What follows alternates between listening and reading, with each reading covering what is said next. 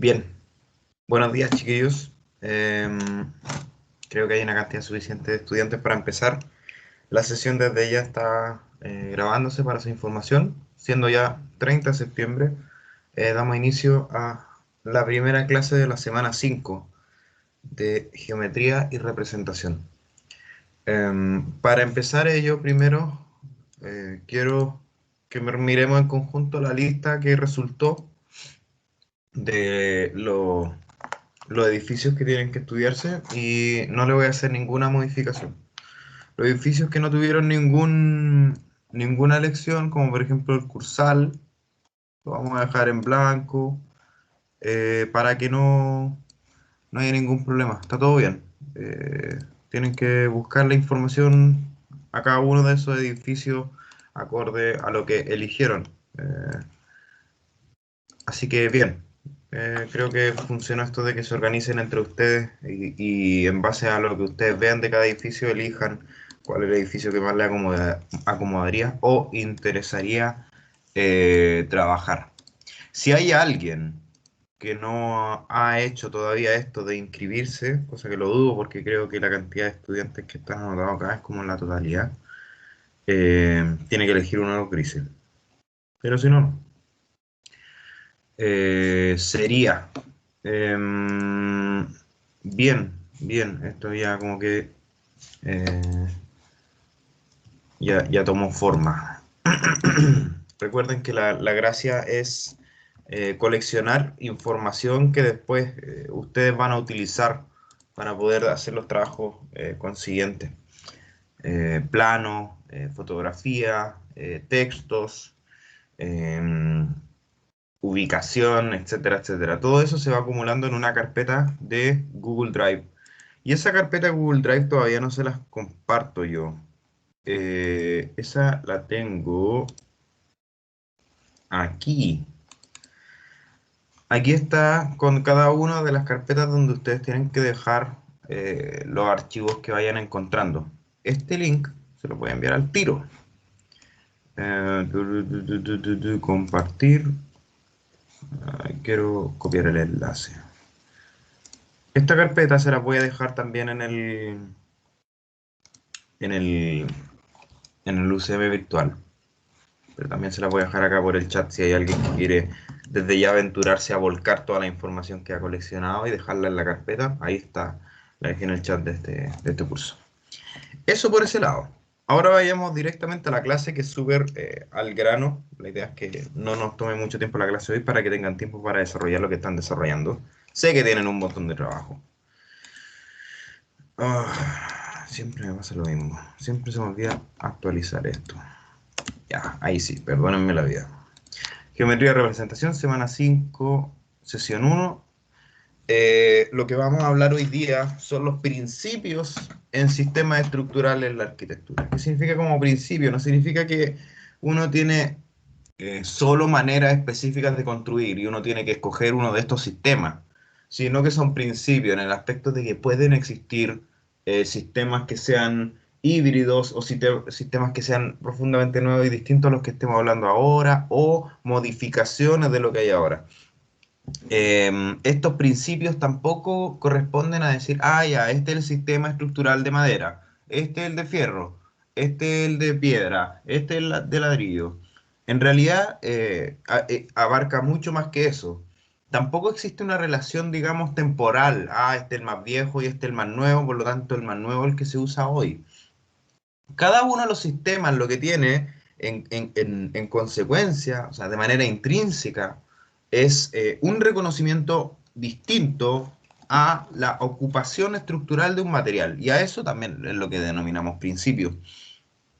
El descubrimiento, por ejemplo, o sea, que puede parecer rudimentario, pero una cuestión de poner una piedra sobre otra y generar un marco, un arco, eso, si bien, claro, tiene una cuestión histórica, ya, ok, antiguo, lo que en realidad pasa es que desde ese momento es que se empieza a utilizar este sistema en el cual, por ejemplo, existe un arco donde las piedras funcionan a compresión, etcétera, etcétera, etcétera, y permiten una luz en base a una semicircunferencia, bla, bla, bla, bla, bla.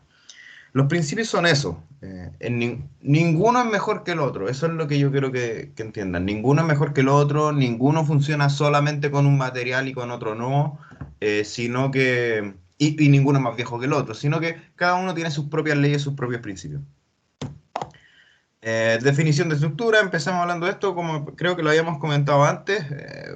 Es una edificación, una construcción, una organización, un arreglo de partes, elementos o constituyentes.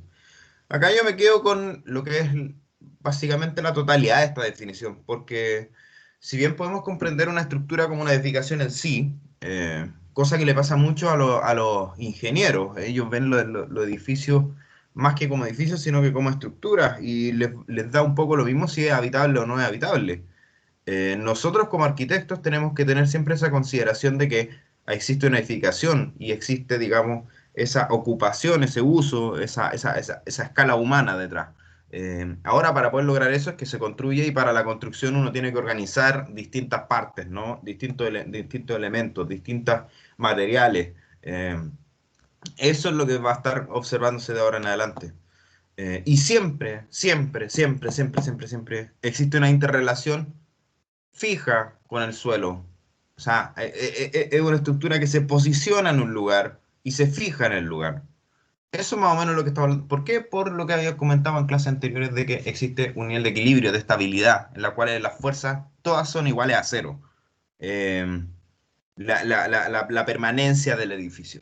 A eso es lo que se refiere con esto. Así que en base a estos dos conceptos es que nosotros vamos a empezar a observar, digamos, algunos sistemas estructurales. El primero que vamos a ver, sí, sí, van a sentir que, ya este es el primero, el más antiguo, ya no se usa, etcétera, etcétera, etcétera. Pero tiene un principio claro, claro detrás. Los sistemas masivos de piedra. Uno podría hacer la imagen de cuando uno está en el bosque y pone tres piedras una arriba de otra, y uno dice que esa es una señal para poder decirle a otra persona que hay una persona cerca. Está la teoría, así, bueno, dentro de lo azaroso que pueda llegar a ser, no sé si es cierto, pero que la naturaleza en sí no te ubica tres piedras puestas verticalmente una encima de otra, y eso implica, digamos, una civilización, implica que existe una persona, existe algo no natural, sino que cultural. Frente a eso, que si llevamos esto a un polo mayor, claro, las pirámides en Egipto, las mayas, etcétera, son construcciones que tienen un sistema de apilamiento de piedra. Eh, lo que ocurre acá es básicamente comprender de que existe un material que puede ponerse uno sobre otro, se genera una altura distinta, se genera un cuerpo distinto. Eh, y para configurar esto es simplemente el apilamiento, ¿no? Y desde el apilamiento es que uno, claro, entiende que la superficie habitable que hay dentro de esta pirámide no debe ser mucha, puesto de que no puede existir tantos vanos, tantos vacíos, puesto de que la piedra, por la gravedad, necesita que haya algo abajo. Por eso también las formas un poco triangulares. Lo mismo esto. Entonces, existe una relación como dispar entre lo que es la superficie habitable con la estructura en sí, que viene a ser la roca. La roca, la estructura, ocupa demasiado espacio para poder salir. Y esto también tiene como consecuencia de que no existe ningún elemento lineal a la hora de hacer esto, solamente es apilamiento, una cosa sobre otra. Esto viene de lo básico de las cuevas, o sea, cualquier tipo de cuevas también uno podría entender que son cuestiones naturales, no considerado arquitectura, pero un sistema masivo de piedra es un poco eso, el espacio que te puede generar mínimo abajo de una cantidad de piedras que están apiladas, ¿no? Que están poniéndose unas sobre otras, llevando cada uno sus centros gravitacionales hacia abajo. Básicamente este gráfico que está acá. Existe también una especie de idea de simetría en la cual el empuje que va a un lado tiene que haber un empuje hacia el otro para poder mantener ese equilibrio. Y ese equilibrio también se condice y se potencia un poco más con esa diagonal, ¿no? Con el hecho de que cada piedra tiene su espacio y tiene asegurada una superficie que lo va a recibir y así se va abriendo un poco hacia abajo. Eh, como les decía, en la naturaleza, las cuevas, las grutas, las pirámides son un ejemplo de ello. No existen elementos lineales, es básicamente un sistema de superposición de roca, una escasa superficie habitable y también un considerable peso como resultante de esta estructura. No es bueno, no es malo, no estamos juzgando, solamente conociendo, no es viejo, no es nuevo. Uno puede construir algo así hoy en día, depende siempre de la idea, de lo que uno está buscando. Segundo sistema estructural que vamos a conversar hoy día es el sistema adintelado de piedra. Acá aparecen los dinteles. Y si bien los dinteles ocurren en distintos materiales y desde esta organización, nosotros vamos a hablar de distintos tipos de dinteles, es que este tiene una condición distinta. Los dinteles de piedra son excepcionales. O sea, básicamente desde la idea primera del menhir, el menhir básicamente es una piedra larga, parada, en pleno paisaje. Y esa piedra está, digamos, construida, digámoslo así, porque está diseñada, está pensada por un humano, el cual busca, digamos, marcar un territorio. Y desde esa marcada es que existe el menhir. Ahora el dolmen, que es lo que estamos viendo, es básicamente una composición de menhires en la cual se le pone una piedra como viga, digámoslo así, dando automáticamente una condición de espacio, ¿no? Una cueva profundamente artificial, una cueva hecha. Estos dólmenes, o sea, son antiquísimos, digamos, de la Europa del Norte, etcétera, etcétera. Tienen algunas definiciones astronómicas, otros tienen definiciones como para poder dar culto a los muertos, etcétera, etcétera. Lo que importa aquí de estos dólmenes es básicamente la comprensión, la primera comprensión que existe de dar un sistema a compresión, ¿no? Un sistema en el cual pueda distribuir las cargas hacia un lado, dejando una superficie al medio. La roca no es muy buena en esto. La roca es muy buena en los pilares. Tiene un excelente nivel de compresión. Pero a la hora de poner una piedra acá no es lo mejor, ¿cierto? Pero bueno, consideramos de que esta es una de las etapas de los sistemas constructivos. Las rocas son elementos lineales, a diferencia de lo pensado anteriormente, de lo que vimos de los sistemas masivos. Acá las piedras están puestas como una relación lineal, ¿no? Como una piedra que en su interior desplaza fuerza de manera vertical u horizontal. También implica superposición de rocas. Existen la definición de rocas como pilar y rocas como viga, como les decía, espacio astronómico o tumba. Y comienza a haber una distinta relación entre la superficie que se alberga detrás de esta estructura y la estructura en sí. O sea, la estructura empieza a volverse un poco más esbelta en pos de, digamos, una superficie que empieza a crecer, que empieza a ser más terreno ocupable, ¿no? Después viene de esto los sistemas adintelados, lo mismo, pero en madera. Eh, Acá tenemos distintas imágenes respecto a distintos lugares del mundo antiguos que fueron, digamos, entre comillas, pioneros a la hora de decir, mira, lo que estamos haciendo en el dolmen, lo que vimos en el dolmen, lo podemos hacer en madera igual. Mesopotamia, Egipto, Grecia, Roma, Uzbekistán, eh, etcétera. Son todo un sistema en el cual existe de nuevo esa misma condición de poder poner algunas verticales y algunas horizontales para generar ciertos pórticos. Eh, y nosotros también esta imagen la hemos visto mil veces. Casas que están en construcción hoy en día también se hacen, digamos, con este sistema de adintelamiento de madera, en el aspecto de que se pueden generar distintas estructuras y existen maderas que son más gruesas y con otras secciones distintas para poder, digamos, darle mayor sujeción a la estructura. Nosotros suponemos de inmediato que, por ejemplo, un pilar tiene que ser un pilar cuadrado, ¿no? Pero sin embargo la viga tiene que ser rectangular, de perfil rectangular, con, digamos, la parte larga hacia, de manera vertical, para poder dar mayor sujeción a la estructura. Pero básicamente la estructura que pasa es esto, ¿no? En el antiguo Egipto, en el Mesopotamia y también hoy en día en las casas, digamos, que se construyen en madera. El sistema de intelado de madera. En la actualización podría decirse el dolmen y podría darles como, ok, podemos admitir un poco que los primeros dos puntos que les dije son como más, tienen una relación un poco más con el tiempo en el cual se construyeron, pero de ahora en adelante se va a poner un poco más difuso. De ahora en adelante, en realidad, uno dice, ya, esta construcción todavía uno la ve hoy en día, entonces tampoco se trata de decir, ya, ok, esto es más viejo, no se usa, y esto es más nuevo, sí se usa. No, en ningún momento. Comprensión, digo. Acá se evidencia esa comprensión de la distribución de cargas mediante dinteles. Maderas, como les decía, tienen distintas secciones según su función.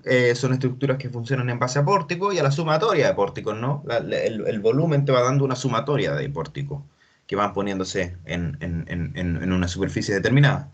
Y la relación de más metros cuadrados de superficie con estructura. Entonces aquí empieza a aparecer, digamos, ya mucho más el espacio habitable. Em, los sistemas abovedados. Espérame un poquito. Espérense, que creo que... Ya. No, está bien, está bien, está bien, está bien. Ya, los sistemas abovedados, como sigo, material, normalmente se piensa que esto funciona en piedra. Eh, la bóveda es una especie de respuesta que es un dintel con una forma distinta, ¿no? Es una piedra que funciona con presión. eh, y la bóveda básicamente es una sucesión de arcos. Ahora vamos a ver más o menos lo que es un arco. Si nosotros vemos, existe básicamente dos largos pilares, los cuales tienen una luz. Este concepto de luz, lo que les comentaba la otra vez, o sea, la distancia entre pilares se conoce como luz. Lo que permite básicamente este sistema de bóveda es ubicar piedras de manera, digamos, de generar una semicircunferencia en base a lo que uno denomina como flecha. Existe arriba una piedra como específica, si la ven acá en esta fotografía, tiene incluso un detalle, un diseño distinto, puesto que se llama clave, y esa es como claramente la clave. Esa piedra hace de que ninguna de estas piedras caiga acá y ninguna de estas caiga hacia adentro, y se genera un equilibrio como frágil, pero absolutamente potente en el aspecto de que se ocupa la potencia de la compresión de la roca para que permanezca ahí. Para eso es que existe un cimbrado, ¿no? Existe una especie de subestructura que se ubica para poder ubicar las piedras. O sea, nosotros no podríamos dejar una piedra ahí al aire sin nada que la firme abajo, puesto de que necesita la clave para poder, digamos, activar, digamos así, esa estructura y hacer que funcione a compresión en su totalidad, digo.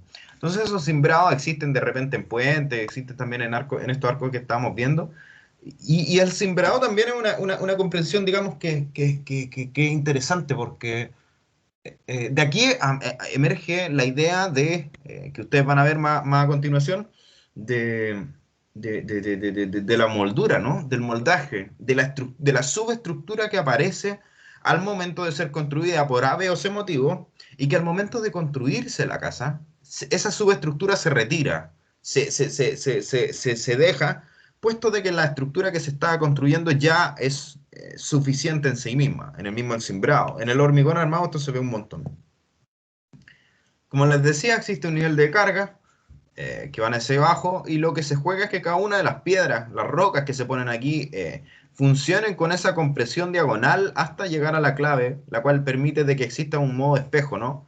En la cual la carga de todas estas piedras que van allá están siendo soportadas, que vienen todas estas piedras de acá, y a su vez que están siendo soportadas por esta, y a su vez que están... O sea, existe un equilibrio, como les decía, un poco frágil, pero súper inteligente a la hora de ser pensado. Y todo esto se va hacia abajo con los pilares, básicamente. Estas piedras y estos arcos y estas bóvedas, ¿no? Son el origen, básicamente, de templos cristianos. La piedra pensada desde la compresión, básicamente son arcos, y la sucesión de estos arcos son bóvedas. Luego de eso, existen las cúpulas, que viene a ser el quinto sistema estructural. Y la cúpula es básicamente un arco, pero tridimensionalizado, podríamos entenderlo así, ¿no? Esto es dentro del Panteón de Agripa, no sé quién lo habrá escogido. Pero si bien el Panteón de Agripa por fuera pasan un montón de cosas que pueden ser entendidas desde el punto de vista del sistema estructural, como ciertos dinteles, etcétera, cierto reconocimiento de ciertos pilares, ciertas vigas, etcétera. Eh, por dentro es otra cosa, por dentro es una bóveda, que es básicamente un arco tridimensionalizado, que está girado, pivotado en su propio eje, y se genera no una semicircunferencia, sino que una semiesfera. Lo mismo pasa con esto, o sea, en rigor ningún sistema se trata ok, esto es de roca y nada más de roca. Uno puede generar bóvedas, uno puede generar arco en realidad, y sistemas de entelados con cualquier material en rigor, dependiendo un poco de la cualidad que tenga ese material. Después cuando veamos un tema de los muros, existen dinteles de hormigón, por ejemplo. Pero aquí vemos, claro, una semiesfera hecha de otro material, pero que la teoría y la práctica es la misma. ¿Sí? Existe un equilibrio entre un lado y una contraposición en el otro lado. Esto dado a 360 grados, ¿no? Existe después de ello la definición de domo y claro, uno si se va por el lado histórico, uno puede comprender distintas formas de estos domos, pero básicamente una tridimensionalización del arco, que es lo que me importa. ¿Qué es lo que intento graficar en esto? No es solamente pensarlo bidimensionalmente, sino que tridimensionalmente. Existe esa profundidad y esa relación entre lo de atrás con lo de adelante, lo de atrás con lo de adelante y esa misma idea de las piedras que están en un constante desequilibrio hasta que aparece la clave arriba y le da sustento, le da fuerza a toda esta estructura. Son semiesferas, como decía, no tienen apoyo intermedio, eso es importante. Al igual que el arco, no existe ningún apoyo aquí en medio. Es una luz libre, que es lo que se busca. Los edificios religiosos del Imperio Bizantino y el Islam también utilizan mucho esta estructura de esfera, ¿no? De una tridimensionalización, como digo, que es lo que está mencionado abajo. Y también, como le decía, el interior del Panteón de Agripa tiene un ejemplo claro de esto, y existen un montón de panteones más que tienen esto, etcétera, etcétera. Pero quien la haya tocado al Panteón de Agripa, la gracia es que también se pegó una vueltita a los otros panteones, ver cómo funcionan, o quizá hacer una comparación con el Islam, y ver cómo aparece esa estructura, ese sistema estructural. Luego aquí tenemos un sistema que es el más conocido de todos, creo yo, el sistema de muros de carga tradicional. Claro, nosotros tenemos albañilería, tenemos mampostería, sabemos cómo son las casas de ladrillos, que es básicamente una sumatoria de materiales, o sea, de ladrillos, de piezas, desde un punto de vista vertical, y esta imagen la hemos visto también muchas veces, o sea, el hecho de que nosotros tengamos un sistema estructural de muro es básicamente suponer de que son edificaciones sencillas, que son un material continuo y añadido a esto, y no hay fotografía de ello en esta presentación, pero existen los tapiales, que si alguien puede googlear tapial va a darse cuenta que es un sistema de muro de carga, o sea, es un muro que recibe carga, pero que está hecho de tierra. El adobe también es un sistema de muro de carga tradicional. Puede tener algunos problemas, ¿cierto? A lo mejor en Chile por el tema de los temblores, quizá hay muros que necesitan un arriostre distinto hacia los lados y un sistema de muro de carga tradicional como tal no funciona. Pero sin embargo nosotros podemos suponer de que este muro a la larga está compuesto con distintas como nervaduras, ¿no? Que vienen a ser estos estribos de fierro, ¿no? Para poder armar precisamente, para poder amarrar la estructura y hacer de que este muro permanezca en ese lugar. Si bien estamos hablando de, claro, como les decía, ciertos dinteles de hormigón, la idea que existe detrás es básicamente eso, que es un muro de carga, y este muro entero funciona como una totalidad. Y este muro básicamente es un elemento horizontal que va a recibir carga desde el punto de vista de como con elementos verticales. Normalmente los sistemas de muros de carga tradicional también funcionan con material que haya abundante en la zona donde esté. O sea, si nos vamos un poco más hacia la cordillera, quizá la roca va a ser importante. Quizá no, la roca no va a ser tan importante en la costa, por ejemplo, porque no existe tanta. No sé, pero puede haber otra cosa, etcétera. Y también, claro, acá nosotros vemos un muro hecho con mortero, ¿cierto? Pero también puede ser a huesos, o sea, o a calicanto, etcétera, como sin pegado. Y ahí podríamos también imaginar un poco la fotografía de los muros de roca que son de Perú, ¿no? De Machu Picchu, etcétera, etcétera. La teoría del sistema muro carga tradicional es ese, es un sistema lineal, un sistema largo que recibe la carga en su totalidad y a la cual uno se le pone, digamos, elementos verticales que vayan arriba y este muro soporta toda esa estructura. Esa es la idea del sistema de muro de carga tradicional. Edificaciones sencillas, material continuo, como les decía, tapial, hormigón, piedra, ladrillo de fábrica, adobe, etcétera. La sumatoria con elemento vertical más elemento horizontal, material abundante en la zona, mortero a hueso y la mampostería. El séptimo viene a ser el románico, claro, que tiene un nombre como de una época casi, ¿no? ¿Sí? O de un estilo como de pintura.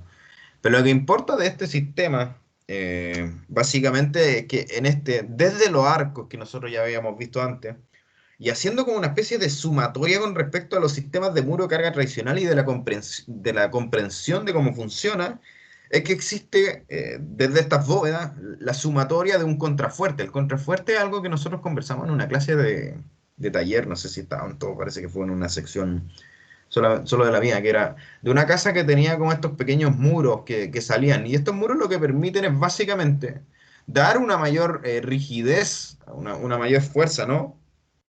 al, al, al, al- a las bóvedas que se están construyendo, y esto contrarresta el peso, ¿no? Esto hace que pueda uno tener naves mucho más grandes y uno pueda hacer catedrales mucho más grandes. Existe como una no absoluta confianza en el arco en sí, sino que una hibridización con otro tipo de estructuras que permiten darle mayor rigidez, mayor fuerza a la estructura, para, de nuevo, más luz, para que más espacio, para que más habitable, ¿no? Para generar lugares mucho más habitables. Una imagen clásica de ello, cualquier iglesia que nosotros podamos suponer, pero siempre en la relación entre el arco que ocurre adentro con un poco lo que ocurre afuera. Los románicos también tenían esa idea de la bóveda arista, que no es solamente una sumatoria de arcos, sino que como se ve más o menos borroso en esta foto digo, una relación también de arcos diagonales entre pilares, ¿cierto? Como que este pilar va con el de allá y este pilar va con el de allá. La teoría del románico es básicamente eso. Existe el arco que conocemos, pero sabemos ponerle contrafuerte a la parte de afuera para poder dar esa como mayor sustento desde afuera hacia adentro, ¿cierto? Para que no caiga, no colapse esta estructura y nos permita naves más grandes. Contrafuerte, contrarresta el peso con bóveda, permite navegar más grandes, arcos compuestos con otro arco y contrafuerte. Eso también es otra cosa, que, o sea, uno puede componer un arco al lado de otro y hacer un sistema de estructura de arco.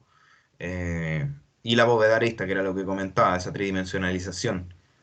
También en las diagonales para poder no simplemente hacer una bóveda lineal, sino que con una forma distinta. Eso yo creo por ahora, porque después viene el gótico, que es básicamente lo mismo que el románico, pero el arco es mucho más apuntado, es mucho más alto. Y como es más alto, nosotros podemos generar espacios más altos. Y como son más altos, podemos generar catedrales como más impactantes, ¿no? Eso era lo que se pensaba, que se buscaba en esa época. A su vez, el gótico puede ser la primera vez que existe cierta diferenciación entre lo que es la estructura propia del edificio con el cerramiento, como la piel del edificio. Normalmente hemos visto que todos los otros sistemas estructurales que hemos hablado, el cerramiento es la piel en sí, es la forma, o sea, no existe un elemento ajeno a ello. Acá como que parece, digamos, como entre comillas por primera vez esa diferencia. Y algo que ustedes también van a darse cuenta mucho, que uno diferencia en cierto aspecto la estructura del cerramiento y uno tiene que establecer relación entre ellos, es decir, ok, el cerramiento lo voy a alejar de la estructura, lo voy a hacer en el mismo eje de la estructura, por ejemplo. El gótico se defendía mucho con piedra y también con vidrio. Son edificios más altos, como les dije, con mucha más luz. Eh, y también existe este pequeño elemento, ¿no? O sea, imitando un poco al románico, es que, claro, la diferencia es que el arco ya no es como, digamos, achatado, no es una semiesfera, sino que es una cuestión mucho más puntiaguda, lo que permite una altura distinta. Lo que vimos acá, perdón, se me había olvidado el nombre, son los arbotantes. No sé si alguien eligió Notre Dame, pero ahí hay algo relacionado con los arbotantes y hay que saber bien qué es lo que es un arbotante. Lo voy a dejar ahí como duda para que después lo presenten ellos.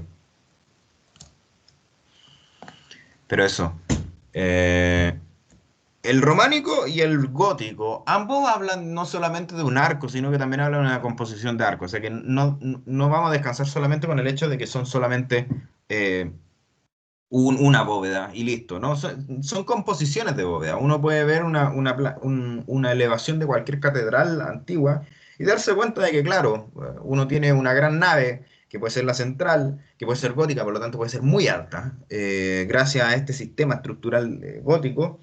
pero tienen unas subbóvedas, digamos, hacia los costados y luego existen, digamos, unos arbotantes que están en la orilla y existen también unos contrafuertes, etcétera. Existe una comprensión estructural distinta y eso es un poco lo que quiero que se entienda. Esto reduce el componente horizontal, digamos, desde el punto de vista de que es mucho más alta la edificación. Y el resto ya se los dije, la diferencia entre estructura y cerramiento. Esto se mueve en piedra y vidrio normalmente y más alto, más luz. Uf, ya. Luego viene la arquitectura de hierro. Acá pasa una cuestión distinta. Y aquí les insisto, nunca estuvimos hablando tiempo, aunque sí estamos hablando tiempo en realidad, pero no estamos hablando tiempo. Quizás el ejemplo que uno dice, ya quizás acá haya cierta como obsolescencia dentro de este sistema estructural, pero ya se van a dar cuenta por qué. La arquitectura de hierro, básicamente, es la repetición de las mismas ideas de dar ciertas em, conexión lineal de distribución de cargas, ¿no? De comprender de que la carga funciona casi como por vectores, lo que hablamos en la primera clase, pero ahora con un material que es profundamente nuevo, distinto, que aparece como con potencia desde la revolución industrial, ¿no? Eh, y es el hierro. El hierro al inicio, así como anécdota, era como muy mal visto por la clase alta, ¿no? El hierro era una cuestión así como esto va para las estaciones de trenes y para los pobres, y para la estructura de los pobres, y los ricos normalmente no tenían ninguna idea, ninguna intención de jugar con el hierro puesto por lo clasista que era visto, ¿no? Era como, ya, ok, eso no es de nuestra alcurnia. Sin embargo, existe el Art Nouveau, que es básicamente o sea, ya estamos hablando un poco más de como historia de la. Pero existe este movimiento artístico el cual dice, mira, el hierro tiene cierto valor, el hierro nos permite ciertas luces, el hierro nos permite un nivel de esbeltez distinta, ¿no? Mucho más delgada que cualquier otra de las estructuras que nosotros hayamos visto antes. Eh, y se le puede dar como elegancia al hierro, que era como un poco también el discurso. Entonces existe también un montón de trabajo en base a arquitectura de hierro que también aparecía en el Crystal Palace, que es básicamente eso, como que la estructura también tiene cierto ornamento, ¿no? Tiene cierto como detalle para poder enriquecer, que es precisamente para poder darle publicidad al hierro y que se utilice, por supuesto.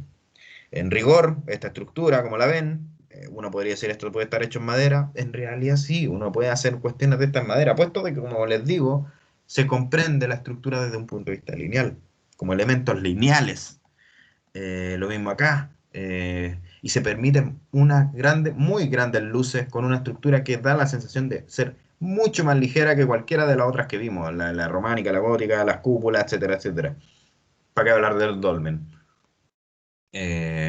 Y sí, o sea, existe un nivel de trabajo con respecto a la estructura de hierro que también esto lo adosan a otras estructuras con otro material, con otra ley, pero es otra cosa, es otra cosa. Aquí estamos, empieza como a aparecer el concepto de ligereza y de esbeltez ya como un poco más in extremis, ¿no? Revolución industrial, hierro, al inicio mal considerado, Art Nouveau, funcionan como la estructura de madera, es decir, elementos lineales. Miren, este es el penúltimo. El sistema de estructuras de hormigón armado. Acá hay una cuestión como chistosa, porque, claro, estuvimos todo el rato intentando hablar de estructuras que se fueron comprendiendo más como elementos lineales, pero sin embargo aparece esto que si bien tiene su concepto de elementos lineales, la estructura de hormigón armado, yo le entiendo un poco de una relación con respecto a los sistemas masivos de piedra, el primero que vimos. Sí, no le puse foto, porque acá ya esta cuestión hemos hablado un montón. Eh, y hay mucho material que podríamos ver. Veamos hormigón armado. El hormigón armado, como lo tengo escrito en la lámina, aparece en el siglo XX, eh, es hormigón funcionando con presión y sin embargo tiene acero dentro que está funcionando a tracción. Es básicamente la estructura que nosotros estuvimos viendo en el momento cuando le mostraba el muro de albañilería. Claro, el hormigón armado es básicamente esto. Es básicamente hormigón, el cual entabla una relación con el fierro. y se vuelven, digamos, un solo material, una sola idea, un solo elemento. El fierro está dentro. Entonces, es un trabajo simbiótico en el cual el hormigón funciona excelentemente con presión, no tiene ningún programa con eso para aguantarlo, y cuando tiene sus falencias que la flexión aparece como esta nervadura interna, ¿no? Que pasa a ser el fierro. Y hace que sea una estructura que funcione bien. El hormigón permite grandes luces, ridículamente grandes luces, edificios. Miren eso, por ejemplo. O sea, existe esta libertad de poder hacer una viga que si bien se ve como bastante potente, bastante alta, uno puede decir, en realidad, si nosotros empezábamos esto de roca, era imposible. De hierro a lo mejor necesitábamos un pilar entre medio para poder dar una luz de ese tipo. Miren esto, o sea, con qué podría hacerse algo así, ¿no? El hormigón también permite plantas libres. ¿Qué significa eso? Que ya existe muy poco pilar entre medio, dependiendo un poco de la potencia que tenga la estructura, para poder dar espacio en lo más libre posible. La persona que tomó el CES Pompeya de Lina Bobardi, hay literal canchas de fútbol dentro de una estructura de hormigón, de baby, pongámosle, no de fútbol, pero canchas de baby fútbol dentro de una estructura. O sea, estamos hablando de una distancia entre pilar y pilar abismante, ¿no? Eh, y lo otro es que un ejemplo como clave de esto que no lo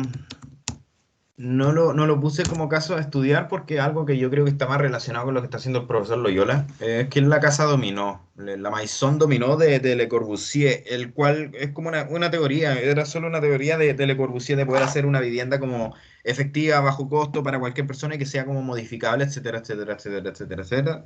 Le Corbusier propone la Maison dominó, que digamos tiene esa condición de hormigón, ¿no? Tiene esa condición de planta libre. Todo esto está construido de hormigón y puede ubicarse de cualquier manera y el cerramiento, que bueno, es una cosa que también hablábamos de antes, el cerramiento es profundamente distinto a la estructura. Uno realmente puede pensar, como uno puede pensar cualquiera de las estructuras de hormigón que estuvimos viendo anteriormente, como claro, una estructura muy distinta y que requiere una piel para poder cerrarse. O sea, aquí tenemos una cuestión distinta al hormigón que está sobre él.